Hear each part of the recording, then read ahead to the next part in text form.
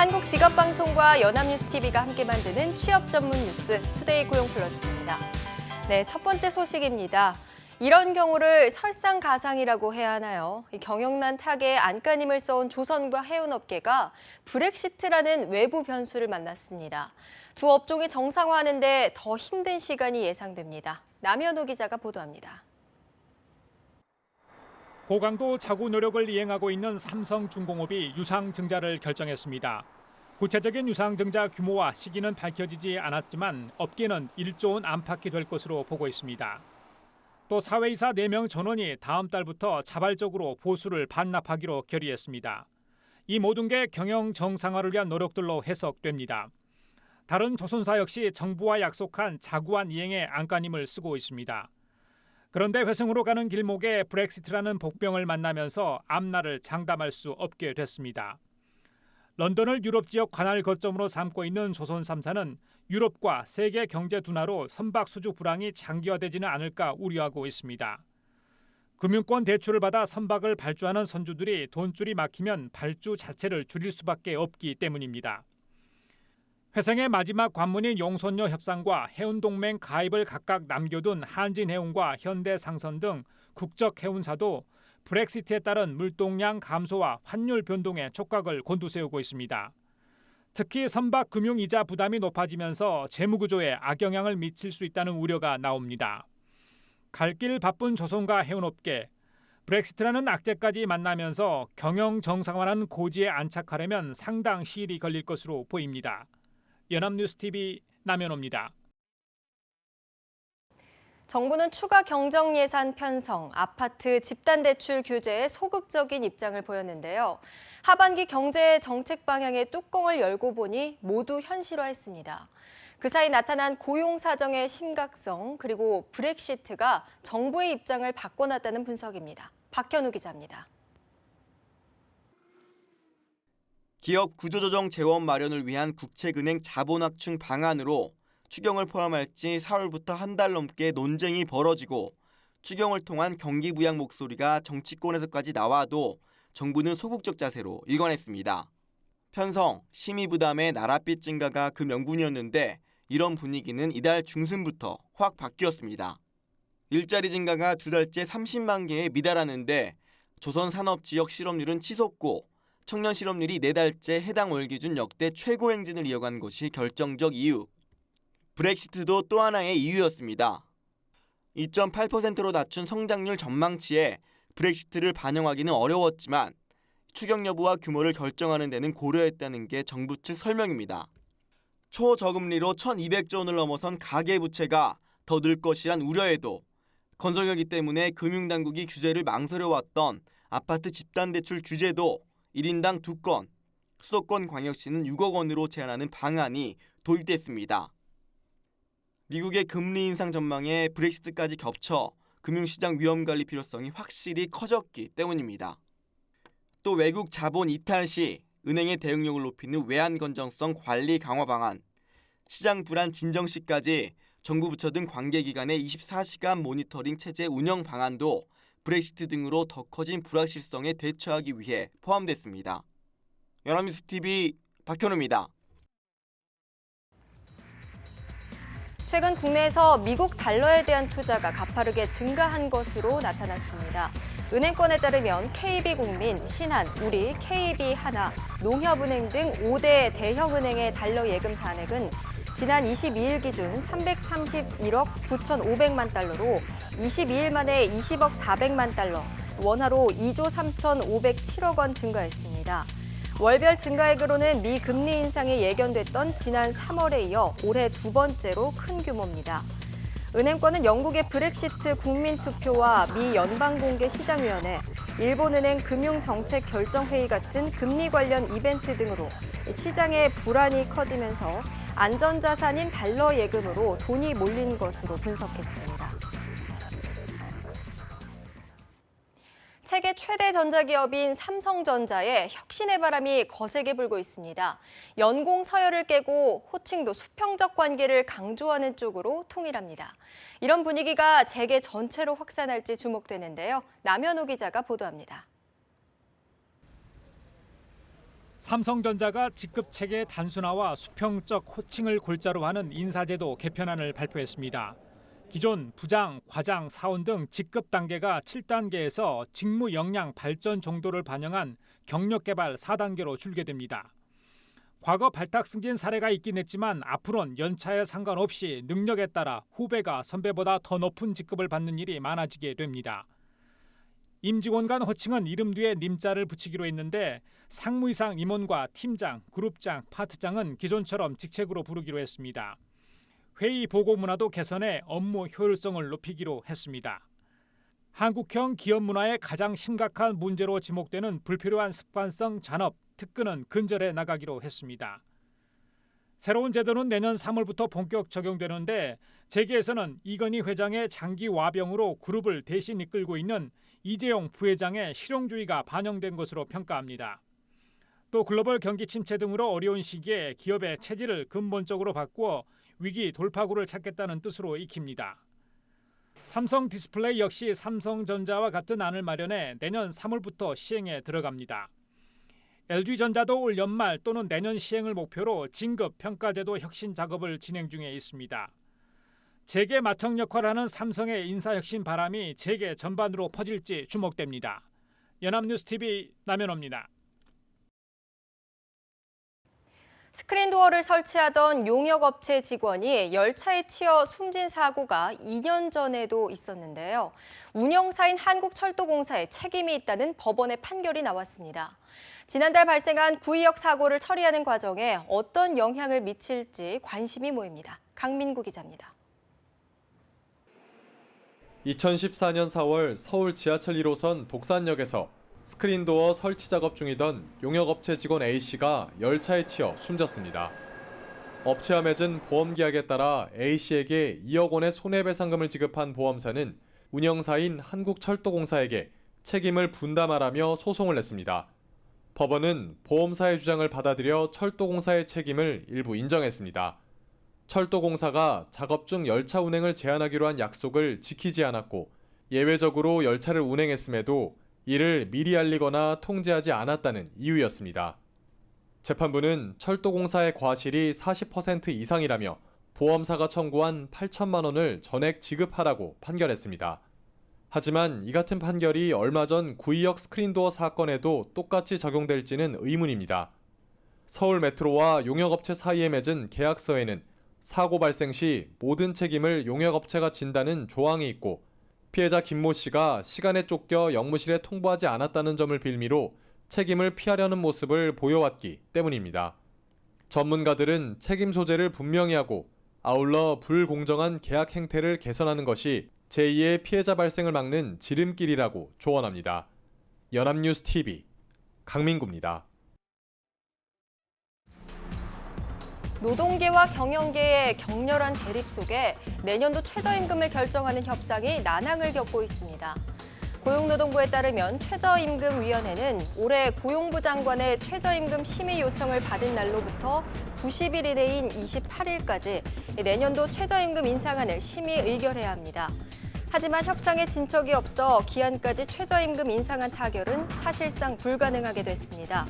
또 내년도 인상폭은 물론 최저임금 고시 방법, 업종별 차등화 등을 놓고 노동계와 경영계의 충돌이 이어지고 있습니다. 협상 타결은 다음 달 중순에나 이뤄질 것이라는 관측이 지배적입니다. 기업 구조조정이 본격화하면서 소비자들이 느끼는 현재 경기 상황과 앞으로의 경기 전망이 2개월째 악화됐습니다.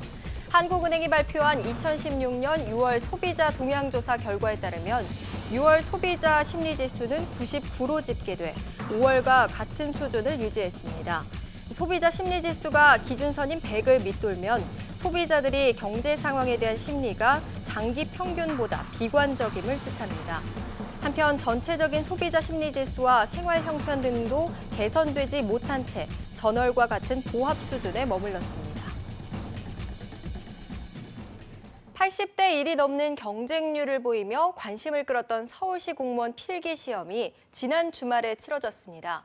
취업난 속에서 공무원의 인기는 갈수록 높아지는 모습인데요. 사기업에 재직 중인 직장인의 80%가 공무원으로의 이직을 꿈꾼다는 설문조사 결과도 나왔습니다. 이소영 기자입니다. 화창한 주말 무거운 가방을 둘러매고 학교로 모여든 사람들. 20대 청년부터 다양한 연령대의 사람들이 눈에 띄는데 모두 서울시 7에서 9급 신규 공무원 시험을 보러 온 수험생입니다. 이번 시험은 지난 3월 응시원서 접수 당시부터 87대 1이 넘는 경쟁률을 보여 주목받았는데 최종 응시자 경쟁률도 53대 1을 나타냈습니다. 지난해보다 15%나 늘어난 건데 서울시뿐 아니라 7급 국가공무원 시험 역시 76대 1의 경쟁률을 보이는 등 취업난 속에서 공무원의 인기는 갈수록 높아지는 추세입니다. 공무원은 이미 바늘구멍을 뚫고 취직에 성공한 사람들 사이에서도 선망의 대상입니다. 최근 사기업 직장인 1,200여 명을 대상으로 한 설문조사에서 응답자의 80%가 직장을 그만두고 공무원이 되고 싶다고 답한 데다 회사를 다니며 시험을 준비하고 있는 사람도 20%를 넘었습니다. 직장인 사이에서도 식을 줄 모르는 공무원 열풍은 우리 사회의 고용 불안정성을 그대로 드러냅니다. 실제로 응답자의 40%가 지금 다니고 있는 직장의 고용 불안정성이 심각한 수준이라고 인식하고 있는 데다 공무원으로의 전환을 꿈꾼다고 응답한 사람의 70%가 평생 직장을 원하기 때문이라고 답했습니다. 연합뉴스 TV 이소영입니다. 경기도 안양시가 침체된 도시에 활력을 불어넣기 위해 창조경제융합센터의 문을 열었습니다. 센터는 앞으로 산학연 네트워크를 구축해 청년 창업자들의 든든한 조력자 역할을 하게 됩니다. 강창구 기자입니다. 경기도 안양에 창조경제융합센터가 문을 열었습니다. 안양시가 청년 창업의 메카 도시를 목표로 지하 2층, 지상 9층 규모로 건설한 겁니다. 센터에는 창업 초기 기업 70개와 청년 기업 50개가 입주해 기업 활동을 하게 됩니다. 관리비가 저렴해서 사업에 집중할 수 있습니다. 거기에 또 관련 업계 초기 기업들이 같이 모여있기 때문에 네트워킹 효과로 새로운 아이템을 고도화시킬 수도 있고. 특히 센터 3층에는 청년들의 창업을 전문적으로 지원할 청년 창업지원센터 A큐브가 있습니다. A큐브는 대학생이나 청년들이 아이템을 개발하고 역량을 공유할 수 있도록 개방형 협업 공간과 세미나실, 회의실 등을 갖추고 있습니다. 반지를 착용하고 허공에다 이렇게 모션 취하면은 프레젠테이션 페이지가 넘어가는 반지형 프리젠터입니다. 앞으로 사업을 더욱 크게 확장할 계획입니다. 안양시는 창업자들이 상상했던 모든 것을 이룰 수 있는 만남과 무대를 제공한다는 목표에 따라 자금, 기술, 인적 네트워크까지 총망라에 지원합니다. 안양의 경제적 도약을 도모하고 또 청년들의 창업을 도와주는 꿈과 도전의 그런 공간으로 성장해 나갈 것입니다. 안양시는 창조경제융합센터 개소를 계기로 제2의 부흥을 꿈꾸고 있습니다. 연합뉴스 TV 강창우입니다.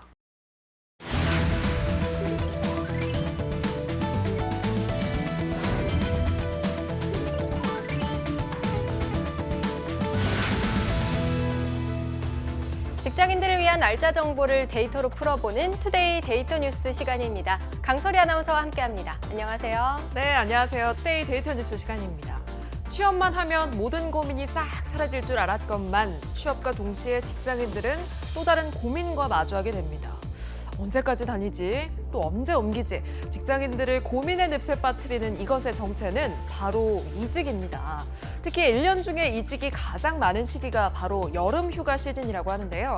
그래서 준비했습니다. 이직을 준비하는 이 시대 직장인들을 위해서 성공하는 이직의 기술을 알려드리려고 합니다.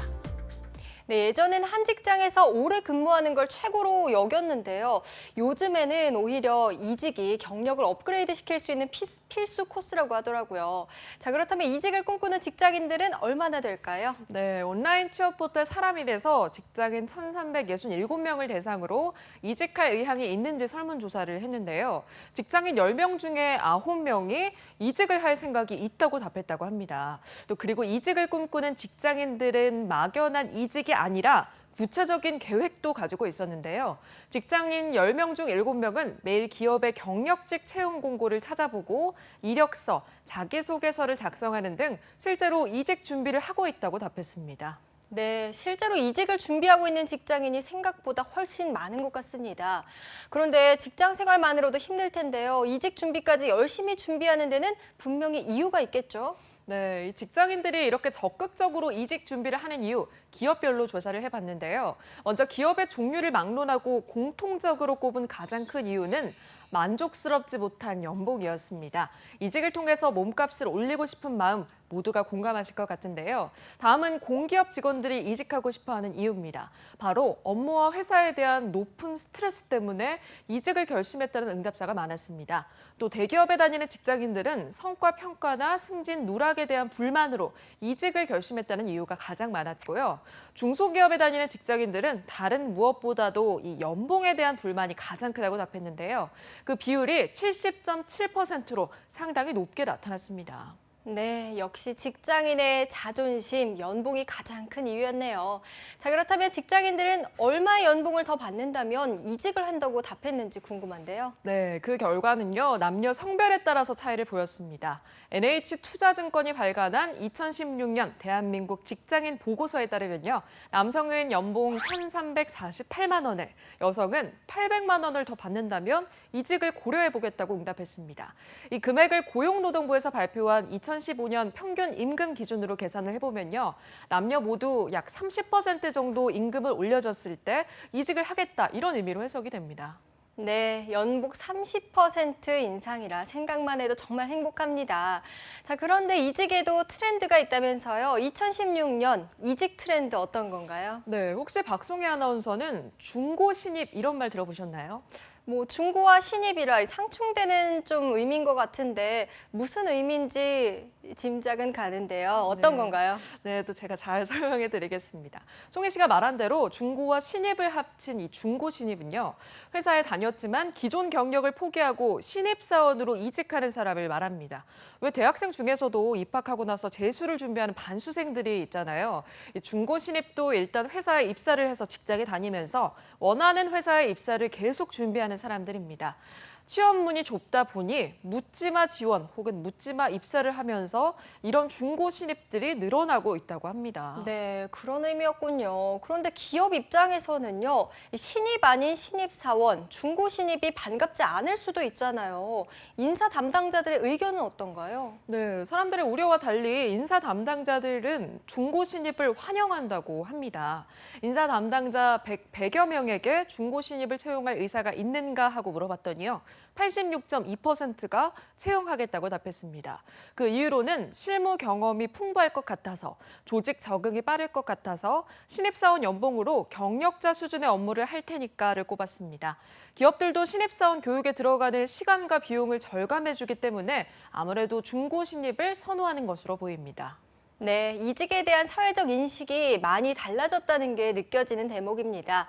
자, 오늘 성공하는 이직의 기술 알려주시기로 하셨잖아요. 이제 본격적으로 이직 요령 알아볼 텐데요. 먼저 이직은 언제 하는 게 가장 좋은가요? 네, 이직의 기술 첫 번째는요, 이직 골든타임입니다. 연봉도 올릴 수 있고 오라는 곳도 많은 이직하기 가장 좋은 시기는 바로 대리 3, 4년 차입니다. 이 실제로 기업에서도 경력직으로 가장 선호하는 연차가 경력 3년에서 4년 차라고 하는데요. 그 이유는 대리급 사원들이 업무에 대한 열정도 가장 충만하고 일도 능숙해진 시기이기 때문이라고 합니다. 그 뒤로 2년 차, 5년 차 이상, 4년 차, 1년 차 순으로 경력직 직원을 선호한다고 응답했습니다. 네, 제 친구들 중에도 대리가 몇 명 있는데 이직 네. 준비를 하더라고요. 자, 그런데 이직 골든타임이라고 무작정 서두르면 안 된다고 합니다. 꼭 명심해야 될 게 있다고요? 네, 있습니다. 이 홧김에 준비 없이 내지르는 이직은요, 백발백중 후회한다는 겁니다. 특히 이직은 현재 직장을 그만둔 상태에서 하는 것보다는 공백기 없이 옮겨가는 게 좋으니까요. 충동적인 사표는 절대 금물입니다. 3년에서 5년 정도의 경력을 쌓았다면 헤드헌터를 통해서도 좋은 제안을 받을 수도 있고요. 최적의 타이밍을 기다리는 게 중요한 요소라고 볼 수가 있습니다. 네, 너무 급하게 서두르는 건 안 되겠습니다. 자, 그렇다면 보다 높은 연봉과 대우를 받기 위해서 감행하는 이 이직. 직장인들의 적정 이직 횟수는 몇 번 정도일까요? 네, 취업 전문가들은 정상적인 이직 횟수는 평균 3회 정도가 좋다 이렇게 대답을 했습니다. 또 근속 연수는요, 한 회사에서 8년씩 근무하는 게 좋다고 조언했습니다. 네, 그렇군요. 평균 3회, 8년의 법칙, 38 법칙 기억하면 좋을 것 같습니다. 자, 그렇다면 기업들이 경력직을 채용할 때 가장 중요하게 여기는 요인 어떤 건가요? 네, 이 기업들이 경력직을 채용할 때 반드시 확인하는 게 있는데요. 바로 전 직장에서의 평판입니다. 취업포털 잡코리아가 인사 담당자 400여 명을 대상으로 한 설문조사에 따르면요. 과반수 이상이 경력 직원 채용 시에 평판 조회를 한다고 답했습니다. 평판 조회는 이미 경력 시작에서 공공연한 사실로 통해지고 있는데요. 평판 조회를 한다고 한 인사 담당자 중 절반이 채용을 아직 결정하지 못한 상태에서 평판 조회 결과가 좋아서 합격시킨 사례가 있다고 답했습니다. 반대로 평판이 나빠서 탈락시킨 경우도 과반수를 차지했다고 하는데요. 업계 관계자들은 한 사람의 모습을 직접 겪어보지 않고 채용한다는 게 부담이 되다 보니까 회사에서는 평판 조회에 나설 수밖에 없다라고 했습니다. 이렇듯 평판 조회는 이직에서 당락을 결정하는 아주 중요한 요소라고 볼 수 있습니다. 네, 정말 취직뿐 아니라 이제는 이직에도 남다른 준비가 필요할 것 같습니다. 하지만 아무리 잘 준비한 이직도 너무 자주 하면 좋은 이직이라고 할 수 없겠죠. 최근 한 기업은요, 이런 메뚜기 직장인에게는 면접 기회조차 주지 않기로 방침을 정했다고 합니다.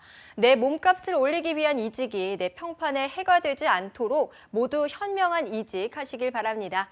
지금까지 투데이 데이터 뉴스 강설희 아나운서와 함께했습니다. 고맙습니다. 네, 고맙습니다.